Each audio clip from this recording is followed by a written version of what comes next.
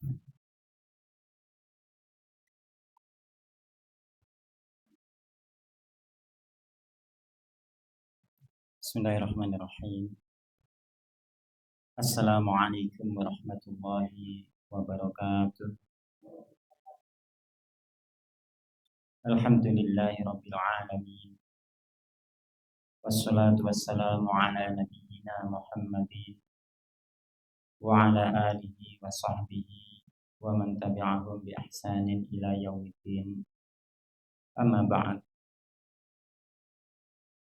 Jamaah sekalian rahimani wa rahimakumullah, minal aba wal ummahat, dari bapak-bapak juga ibu-ibu. Segala puji bagi Allah yang memberikan ma'unah juga taufik kepada kita sehingga kita bisa menghadiri kembali majelis kita ini. Mudah-mudahan niat-niat kita terluruskan dan juga diluruskan, dan mudah-mudahan kita bisa istiqomah di atas kebaikan, dan hendaklah kita sering bermunajat kepada Allah Subhanahu wa taala, karena kata Rasulullah sallallahu alaihi wasallam, ad-du'a huwal ibadah, dalam hadis yang sahih. Dalam hadis yang dhaif disebutkan di sana ad-du'a mukhul ibadah. Dalam hadis yang sahih disebutkan ad-du'a itu adalah ibadah. Di saat Allah Subhanahu wa taala menciptakan kita, wa ma khalaqtul jinna wal insa illa liya'budun, dan tidaklah kami menciptakan jin dan manusia kecuali untuk beribadah kepadaku, kata Allah Subhanahu wa taala. Dan melalui lisan Rasulnya, Rasul menyebutkan ad-du'a'u wal ibadah. Maka barang siapa tidak berdoa, maka hakikatnya dia tidak beribadah kepada Allah Subhanahu wa taala. Dan di antara terkabulnya doa kita yang paling tingginya adalah kita diberi taufik oleh Allah Subhanahu wa taala, hidayatut taufik, pertolongan, diberi kemampuan untuk bisa menjalankan apa yang Allah perintahkan. Dan maklum serta masyhur dan terulang bahwasanya ada dua perkara yang harus terpenuhi dalam hal ibadah, yakni al-ikhlas dan al-mutaba'ah. Maka saya menasihati kami sendiri juga hadirin sekalian untuk sering-sering berdoa kepada Allah Subhanahu wa taala. Kemudian pada pertemuan yang telah lalu, pada pembahasan yang ditanyakan oleh seorang laki-laki kepada Nabi Shallallahu alaihi wasallam berkaitan dengan al-iman, maka penulis kitab kita telah memberi pengantar tentang makna-makna iman, baik di sisi ahlus sunnah atau di sisi kelompok-kelompok selain ahlus sunnah dari kalangan kelompok-kelompok yang menyimpang dari jalan yang lurus. Makanya kita senantiasa diperintahkan Allah untuk berdoa, ihdinas siratal mustaqim, tunjukilah kami jalan yang lurus. Kemarin disebutkan beberapa makna iman, baik dari kalangan al-Jahmiyah, al-Karramiyah, juga al-Maturidiyah, serta al-Khawarij, serta disebutkan pula jalan makna yang benarnya dari sisi ahlus sunnah wal jamaah as-salafiyah. Sedikit murajaah agar ilmu tidak menguap bagaikan air laut yang kena panas. Definisi iman menurut al-Jahmiyah yang panjenengan ingat itu bagaimana, Mas Pak Win?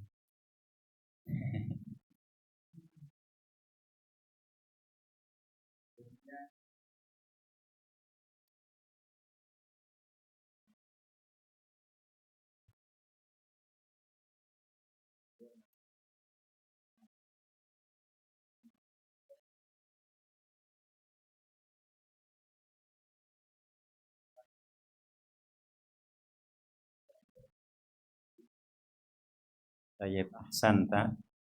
Jadi iman menurut Jahmiyah sebagaimana disebutkan Pak Win tadi, definisi iman menurut mereka adalah al-ma'rifah, pengenalan, sekedar tahu. Yang penting tahu terhadap Allah, maka itu cukup dikatakan beriman. Itu menurut Jahmiyah. Kalau seperti itu maka setan itu termasuk golongan makhluk yang beriman karena dia juga mengenal Allah Subhanahu wa taala. Di sisi yang lain ada satu kelompok yang memahami bahwasanya iman itu cukup dengan ucapan lisan. Yang penting ikrar, ya, mengklaim saya beriman, ya, maka dia sudah tercukupi menjadi seorang mukmin. Dan konsekuensi pendapat ini bahwasanya orang-orang munafik dia menjadi orang beriman padahal mereka kafir karena mereka hanya mengucapkan dengan lisannya tapi tidak meyakini dengan hatinya. Nah, kelompok apa ini yang masih teringat? Mungkin ada yang ingat atau Mas Irwan masih ingat? Al-Karomiyah. Nah, Al-Karomiyah ini berpendapat sing penting ikrar dengan lisannya udah cukup, artinya nggak yakin pun tetap iman menurut mereka. Dan kelompok Karomiyah ini dekat dengan suatu kelompok yang masyhur dengan nama Al-Murji'ah. Al-Murji'ah. Senajan nyembah kuburan, senajan jaluk nang mayit, senajan berdoa di depan batu-batu keramat, itu tetap dianggap beriman. Yang penting dia mengucapkan saya beriman, saya bersaksi bahwasanya Tuhanku adalah Allah. Tapi dia nggak yakin atau bahkan dia melakukan amalan-amalan kesyirikan. Maka ini juga menyimpang. Dan kita sebutkan kemarin yang ketiga adalah Al-Maturidiyah. Ini semakna dan serupa dengan kelompok yang masyhur dengan istilah al-asy'ariyah. Ya. Kelompok ini menganggap cukup dengan keyakinan, sing penting yakin. Senajan ramoco syahadat atau senajan orang mengerjakan dengan amalan, sing penting yakin maka dia beriman, dan ini juga salah. Sedangkan menurut Ahlussunnah wal Jamaah tercakup iman itu pada 3 perkara, ya, nutqun bil lisan, kemudian wa amalun bil jawarih, ya, wa tasdiqun bil qalb, ya. Jadi mengucapkan atau ikrar dengan lisannya, kemudian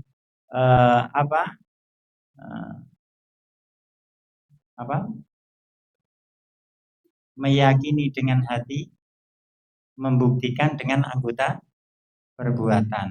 Nah, iman wajib terkumpul 3 hal tersebut, dan ini adalah keyakinan Ahlussunnah wal Jamaah as-salafiyah, yakni keyakinan yang dipimpin Rasul juga para sahabatnya alaihi salatu wassalam. Baik.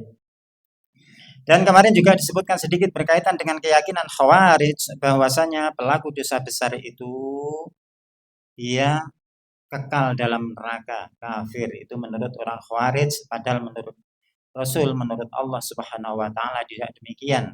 Yang kekal di dalam neraka itu kafir dan musyrik, ya. Tapi pelaku dosa besar dia di bawah kehendak Allah. Kalau Allah menghendaki diampuni maka akan diampuni. Kalau Allah enggak menghendaki diampuni maka dia akan disiksa dulu, kemudian diangkat dari neraka dimasukkan ke dalam surga.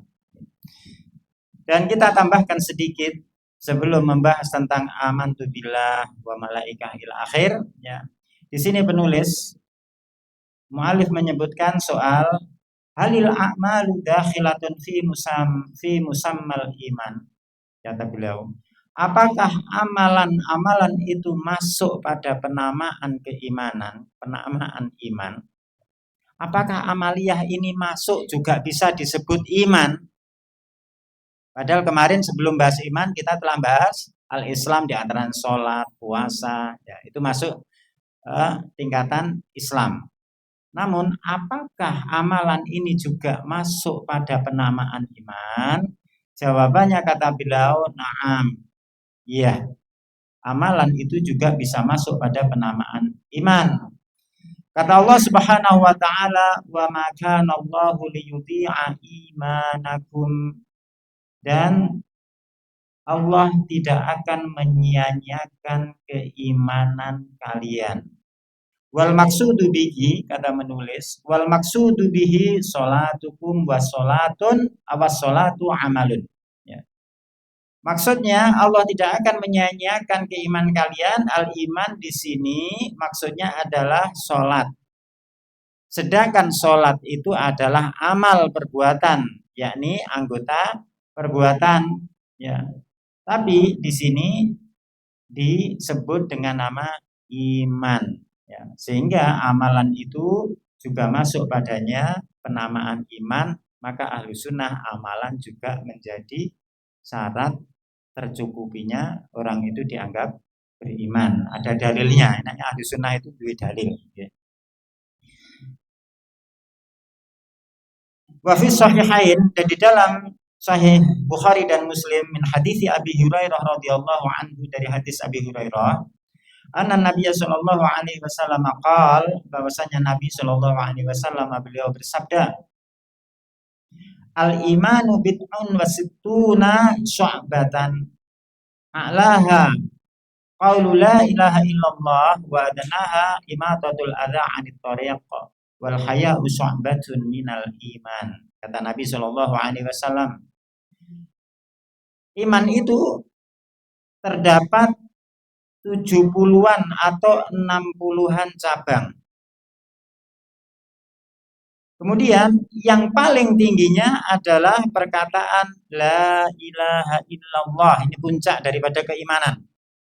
Wa adnaha, dan paling rendahnya adalah menyingkirkan suatu gangguan dari jalan, duri atau orang-orang yang mengganggu jalanan, ya, atau para penjahat di jalanan, atau ada kerikil batu yang terserak di jalan yang membahayakan pengguna jalan.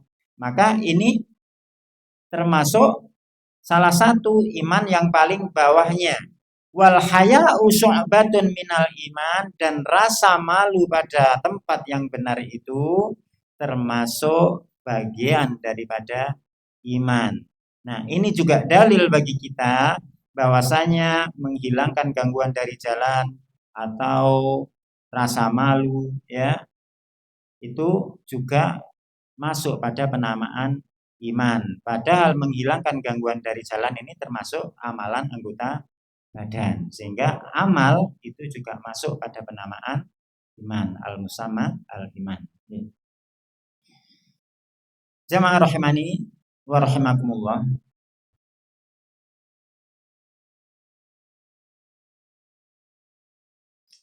Kemudian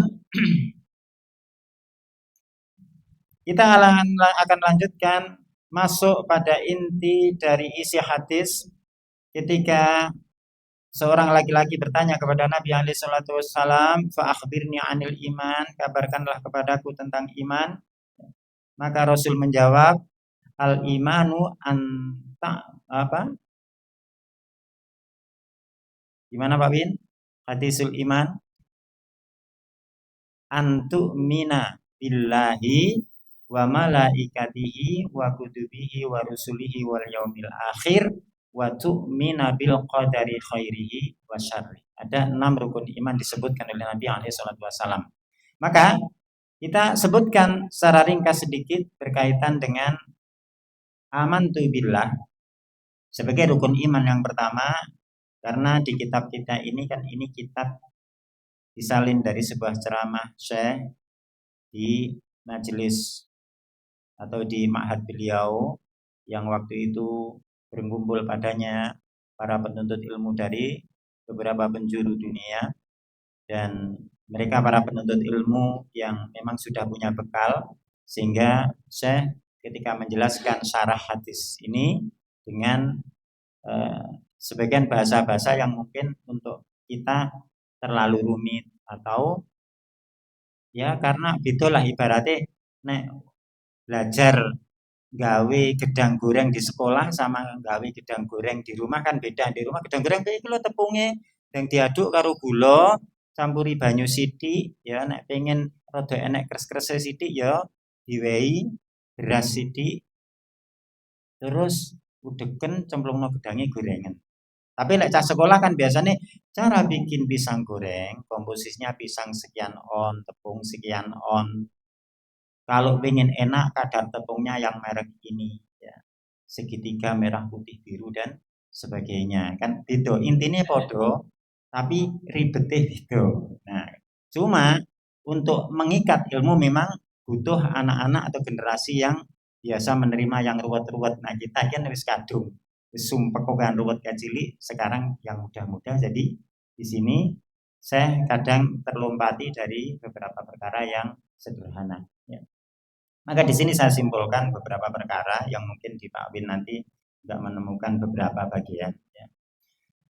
Kata Nabi Shallallahu Alaihi Wasallam, antuk minabillah, engkau beriman kepada Allah Subhanahu Wa Taala. Nah kemarin yang penting kita sudah paham apa itu iman menurut ahlu sunnah ya. Tasdiku bil qalbi wa takriru bil lisan wa fa'alu atau wa amalun bil arkan ya. Nah, iman yang pertama beriman kepada Allah Subhanahu wa taala. Nah, iman itu butuh tahu siapa yang kita imani, siapakah dia.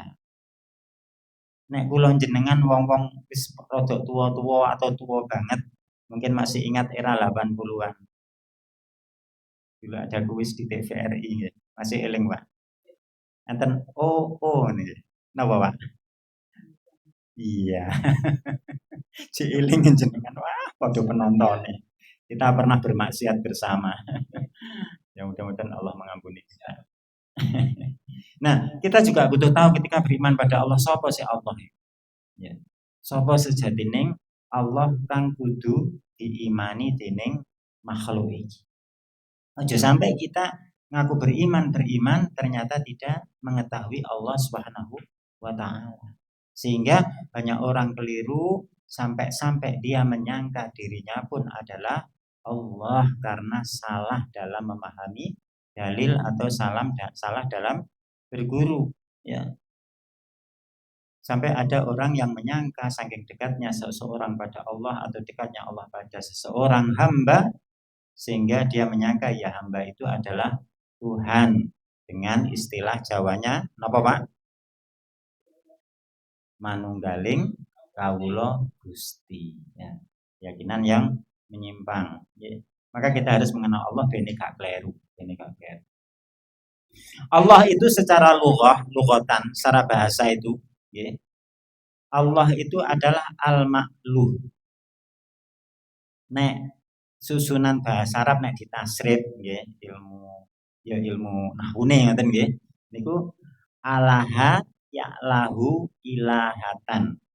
Semakna dengan abada ya'budu ibadatan. Jadi Allah itu tersusun dalam lughah itu dari alaha ya'lahu ilahatan. Maknanya abada ya'budu ibadatan, yakni peribadatan. Maka Allah bermakna al-ma'luh, al-ma'luh bermakna al-ma'bud, yakni zat yang diibadahi. Itu salah satu kandungan makna Allah dari sisi bahasa. Dan adapun dari sisi syar'i, maka Allah masyhur menurut yang kita ketahui dari dalil-dalil yang ada dia adalah Ar-Rabb wa huwa ismul a'dzam. Allah itu adalah nama yang agung yang nama-nama Allah selainnya kembali kepada Allah. Ar-Rahman, Ar-Rahim itu asmaullah. Bukan Allah asma ar-Rahman tapi ar-Rahman, ar-Rahim, al-Malik, al-Qudus, as-Salam, al-Mu'min, al-Muhaimin dan seterusnya itu ya'udu ila Allah kembali kepada Allah. Nah ini Allah. Dan Allah itu khalaqana, dia yang telah menciptakan kita. Dia adalah Rabb kita. Makna ar-Rabb adalah yang menciptakan, yang mengatur, yang memberi rizki. Ya. Itu salah satu makna Rob. Jadi nama Allah itu khusus bagi Allah semata. Adapun nama-nama yang lain sebagiannya kadang bisa dipakai oleh makhluk. Umpamanya Rohim atau apa Malik. Kadang-kadang gitu tuh Malik, raja atau anak bernama Malik. Tapi kalau seseorang dinamai jenenge sopo Allah, nah itu nggak bisa. Ya, nggak bisa. Maka Allah itu khusus. Ya Rob, dan apa dasarnya? Yakni surat Al-Fatihah, Alhamdulillahirabbil alamin. Segala puji bagi Allah, Rabbul alamin.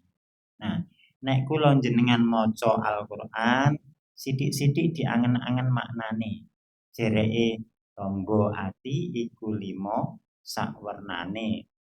Salah satunya maca Quran angen-angen sak maknane. Gak ndodro wae dari cilik sampai tua maca Quran ra pernah ngerti sithik-sithik artine. Makanya atine loro wae. Nggih.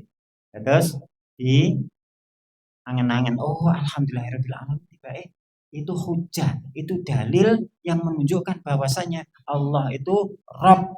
Rabb itu apa? Pencipta, pengatur, pemberi rezeki. Ya. Alhamdulillahirabbil alamin. Kemudian kalau kita telah tahu Allah itu zat yang seperti itu yang harus diibadahi ya dan pencipta kita semua, dari mana kita tahu lalu Allah itu enggak ketok? Gitu. Kalau saya mencintai seseorang kan ketok.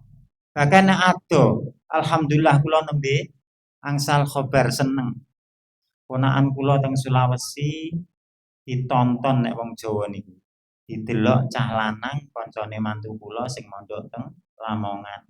Adoh lho Lamongan teng Sulawesi niku. Rong tau roh. Tapi cah lanang niki pengen rabi, akhirnya budal teng Sulawesi. Nyampe Makassar sik numpak mobil 4 jam 5 jam sampai teng tempate ponakan kula. Nah teng riko ndelok hidepne lanang wedok didampingi mahrome. Nggih, lek wong tuwek ngoten aja anake wedok diculne dhewe karo cah lanang ya. Bapake lunga dhewe, ibuke lunga dhewe, rong rabi wis meteng dhisik. Nggih, aja sampe nah kancane wong tuane alhamdulillah pas ndelok seneng. Akhirnya langsung dirabekne. Lah rung enek surate ya diurus surate mboten kadek balik teng Jawa. Diurus leresan lanange lari Kalimantan diurus. Nah, akhirnya seneng ndelok roh ketok nih Allah kan ra ketok. Terus ya apa carane ben ngerti maka Allah ngutus nabi kon nyampe nih carane ngenali aku ki ngene lho. Kata Allah Subhanahu wa taala dalam Al-Qur'an wa min ayatihi al-lailu wan naharu wasyamsu wal qamar.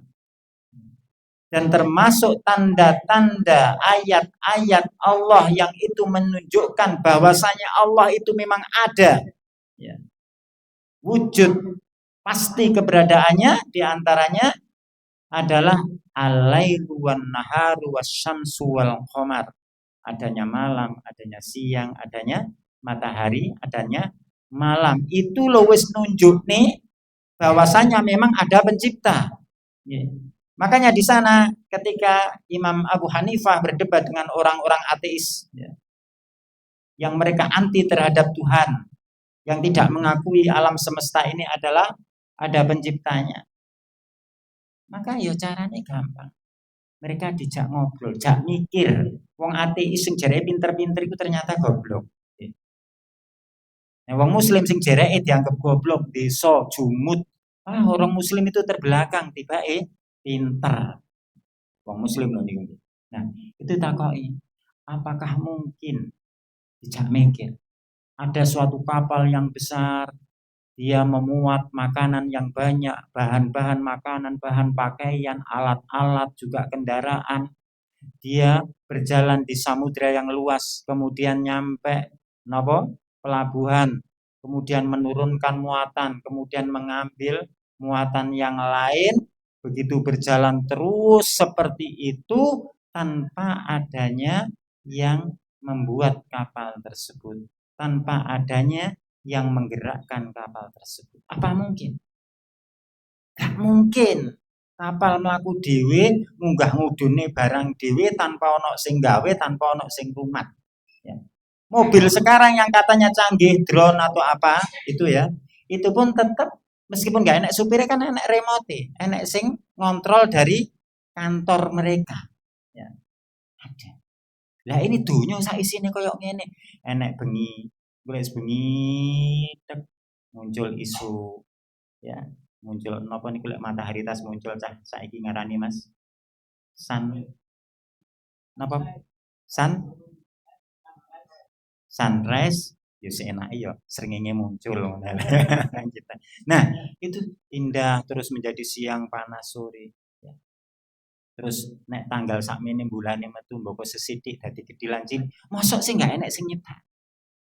Jadi sak goblok-gobloke menungso itu mestine paham bahwasanya Allah ada. Kok enek wong ora percaya nek Rob itu ada. Berarti orang goblok maneh tapi wis ada kelainan. Ada kelainan. Maka kata Allah Subhanahu wa taala, iki lho ayat-ayat Allah kabeh malam siang, matahari dan bulan. Kemudian Allah mengultimatum la tasjudu lisyamsi walil qamar. Tapi dengan keberadaan halal itu jangan engkau bersujud kepada matahari, juga jangan bersujud kepada bulan. Wasjudu lillah. Tapi bersujudlah kepada Allah alladzi khalaqahunna, yang telah menciptakan semua itu, in kuntum iyyahu ta'budun, ya. Jika kalian hendaklah kalian beribadah hanya kepada Allah Subhanahu wa taala, hanya kepadanya lah kalian beribadah, yakni kepada Allah Subhanahu wa taala. Latihan duwe dalil. Nggih, wong Islam niku nyekelni dalil. Kula ngrungokne ceramah kapanan iki, wonten tiyang ceru, kuwi to pinter, tapi gak enek dalile blas. Nah, ahli sunnah itu masyaallah nek kita baca kitab ulama kathah dalile. Jamaah rahimani wa rahimakumullah. Dan di antara dalilnya bahwasanya Allah itu zat yang diibadahi, iya karena na'budu wa iya karena nasta'in. Nah, ini diangen-angen juga, hanya kepada wahai Allah kami menyembah dan hanya kepadamu kami mohon pertolongan. Dan dalil yang lain, wa annal masajida lillahi fala tad'u ma'allahi ahada. Dan bahwasanya masjid-masjid itu milik Allah, maka janganlah engkau beribadah bersama Allah di suatu masjid dengan peribadatan kepada selain Allah Subhanahu wa taala. Kemudian di sana disebutkan wa may yad'u ma'allahi ilahan akhar la burhana lahu bih fa innama hisabu inda rabbi innahu la yuflihul kafirin. Ya. Dan barang siapa beribadah atau berdoa bersama Allah Tuhan yang lain yang tidak ada petunjuk baginya, maka sesungguhnya hisabnya, perhitungannya di sisi Rabb, ya, di sisi Allah Subhanahu wa taala, dan sesungguhnya Allah itu tidak akan pernah memenangkan orang-orang kafir. Sehingga dari sini kita betul-betul paham siapa Allah Subhanahu wa taala. Dan Dia yang menciptakan kita dan tidak membiarkan kita keleleran begitu saja. Tapi Allah menciptakan kita dan senantiasa memberi rezeki kita, memelihara kita, diantaranya dengan menurunkan para rasul. Allah berfirman, walaqad ba'atsna fi kulli ummatir rasulan an ya'budullaha wajtanibut taghut, kata Allah. Dan sungguh kata Allah, kami telah mengutus pada setiap umat itu seorang rasul. Tujuannya apa? Untuk menyeru mereka agar mereka beribadah kepada Allah dan menjauhi taghut, beribadah kepada Allah. Nah, ini awake kita semakin kenal terhadap Allah Subhanahu wa taala. Saya tadi dengarkan rekaman ringkas potongan ceramah yang disampaikan oleh Syekh Shalih Al-Syekh rahimahullah taala, mufti Saudi yang telah meninggal sebelum saya Shalih Fauzan. Beliau juga menjelaskan tentang mana Allah. Masya Allah, ulama itu ketika nyebut Allah, kula sering krungu materi niku. Tapi ketika saya ngomong ulama, orangnya buta, ning insyaallah atine melek. Ketika krungu niku iya ya Allah. Ada rasa di hati. Dan kita harus seperti itu. Melatih diri kita ketika disebut nama Allah, wajilat qulubuhum. Zadat imanuhu wajilat qulubuhum. Wa dzariyat a'yunuhum. Hendaklah iman kita bertambah dan hendaklah hati kita bergetar dan hendaklah mata-mata kita meneteskan air matanya di tengah malam menyebut asma Allah dan selainnya. Baik. Ini iman yang pertama. Kemudian yang kedua, tinggal sedikit kita selesaikan pada yang kedua, antuk minabillahi wa malaikatihi. Nah, adapun malaikat, maka ini harus kita punya keyakinan yang benar, karena di sana ada keyakinan-keyakinan berkaitan dengan malaikat yang salah juga.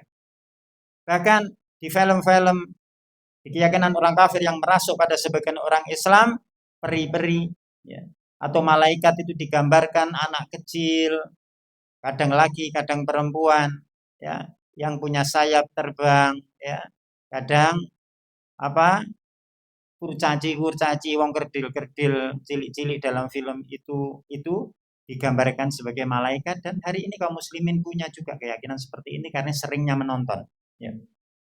Maka kita harus pahami di dalam hadis kita ini yang awal datang seorang laki-laki yang itu ternyata Jibril, ya. Maka salah satu sifat malaikat itu disifati dengan sifat ad-dzukur, sifat laki-laki, bukan perempuan. Itu malaikat, ya. Maka dikatakan oleh penulis di sini fahadza fihi annal malaikah dzukurun, bahwasanya di dalam hadis tersebut, hadis kita ini, bahwasanya malaikat itu adalah dzukur, laki-laki. Yusifu nabi dzukuriyah, mereka disifati dengan sifat-sifat laki-laki, dan ini punya dasar dalil-dalil, ya, nggak sekedar reko-reko kita, ya, tapi ada dalilnya, ya. Maka di sana Allah Subhanahu wa taala menyebutkan sebagai pendalilan kita. Kata Allah Subhanahu wa taala tentang malaikat, la ya'sunallaha ma amarahum wa yaf'aluna ma yu'marun, ya. Malaikat itu mereka tidak pernah memaksiati Allah pada apa-apa yang Allah perintahkan kepada mereka. Iku bedone malaikat karo menungso. Nek malaikat ku blas gak tahu maksiat kepada Allah. Nek menungso oke maksiat. Nah, ini menungso. Bukan aku menungso maklum maksiat terus ya setan. Itu menungso aneh gitu. Nah, kalau malaikat mah enggak pernah maksiat terhadap apa-apa yang diperintahkan pada mereka, wa yaf'alu ma yu'marun, dan mereka senantiasa mengamalkan, melakukan apa yang diperintahkan. Itu malaikat. Loh, apa kok iki dadi dalil lek malaikat iku dzukur lanang sifate. Nah, di sini secara lughah jenengan saged pirsani la ya'sunallah. Ya'suna itu fi'il mudhari mudzakkar. Dan ma amarahum hum itu dhamir yang kembali kepada mudzakkar, dzukur, ya. Lek bahasane awake dhewe lanang. Ya. Jadi malaikat itu mereka tidak pernah bermaksiat kepada Allah pada apa-apa yang diperintahkan kepada mereka, ma amarahum hum, ya. Ini menunjukkan kelelakian. Wa yaf'aluna ma yu'marun, yaf'alun juga mudzakkar, dan mereka melakukan apa-apa yang diperintahkan, ya. Kemudian pada ayat yang lain disebutkan wa kam mim malakin fis samawati la tuhni syafa'atuhum. Ada panjang ayat ini, cuma syahidnya kita ambil pada poin kita, betapa banyak di sana malaikat di langit yang syafaat mereka itu nggak berguna kalau Allah nggak meridhoinya. Maksudnya begitu. Nah, di sini lafadznya syafa'atuhum, hum. Nek wedok niku hunna. Nek lanang niku hum. Jadi syafa'atuhum, syafaatnya malaikat. Lagi malaikat punya sifat az-dzukur, ya. Kemudian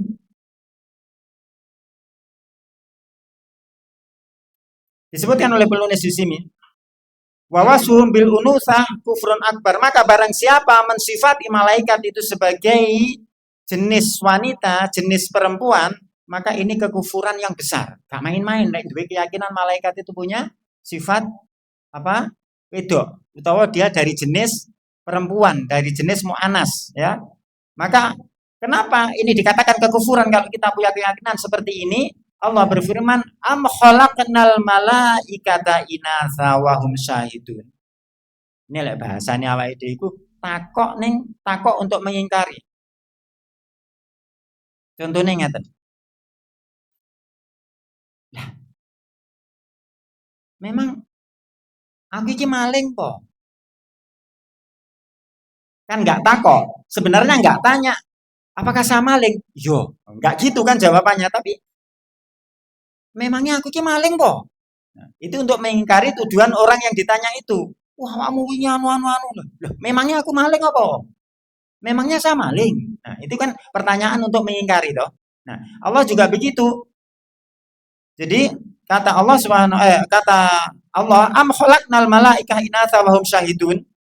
Apakah kami menciptakan para malaikat itu berupa jenis wanita, ya, sebagaimana persangkaan mereka, wahum syahidun, dan mereka menyaksikan penciptaan tersebut. Orang-orang yang mensifati malaikat dengan jenis wanita, maksudnya begitu. Dan Allah berfirman, afa asfakum rabbukum bil banina wattakhadha minal malaikati inatha innakum lataquluna qaulan azima. Kata Allah Subhanahu wa taala, apakah pantas Rob kalian itu memilih untuk kalian anak laki-laki, sedangkan Allah sendiri mengambil malaikat dari jenis perempuan. Seakan-akan Allah lebih rendah daripada kalian. La taquluna qaulan azima. Sungguh perkataanmu yang menyatakan bahwasanya malaikat itu dari jenis perempuan adalah perkataan yang betapa besar bahayanya. Suatu ucapan yang betapa besar perkayanya. Ya. Allah melanjutkan dalam ayatnya, wa ja'alul malaikata alladzina hum ibadur rahmani inatha ashidu khalqahum satuktabu syahadatuhum wa yus'alun. Nih, kata Allah juga vonis bagi orang yang mengatakan malaikat itu perempuan. Mereka menjadikan malaikat yang malaikat itu adalah hamba-hamba Ar-Rahman, mereka menjadikannya itu dari golongan perempuan. Maka apakah mereka menyaksikan penciptaan malaikat itu sehingga mereka punya pendapat seperti itu? Kata Allah, satuktabu syahadatum wa yus'alun. Maka pernyataan mereka akan dicatat dan mereka nanti akan dimintai pertanggungjawaban dengan perkataan itu. Ketoke sepele tapi abot urusannya. Maka oleh penulis disebut keyakinan menyatakan malaikat itu adalah perempuan, maka itu adalah keyakinan kekufuran. Ya. Dan ini semakin jelas menunjukkan itu kekufuran. Allah berfirman pula, innal ladzina la yu'minuna bil akhirah la yusammunal malaikata tasmiyatal unsa. Kata Allah Subhanahu wa taala, ya. Sesungguhnya orang-orang yang tidak beriman terhadap negeri akhirat. Nah niki, wong sing ra iman, kata Allah Subhanahu wa taala, la yusammunal malaikah. Wong yang enggak beriman itu salah satu cirinya mereka menamai malaikat tasmiyatal unsa dengan penamaan perempuan. Jadi lek nganggep malaikat itu perempuan, menamai malaikat sebagai golongan perempuan, maka dia termasuk deretan orang yang tidak beriman dengan negeri akhirat. Padahal salah satu rukun iman adalah antu'mina yaumil akhir atau yaumul qiyamah.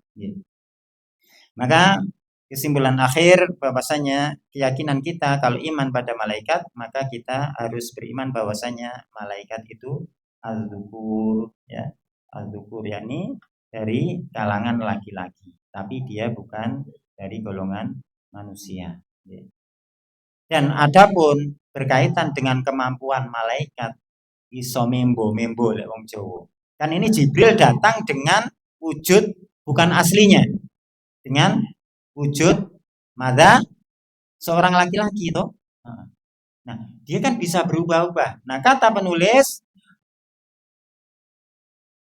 kemampuan malaikat dalam berubah wujud ini itu adalah karena ketetapan Allah, perintah Allah, dan Allah lah yang merubah dia dari satu keadaan kepada keadaan yang lain.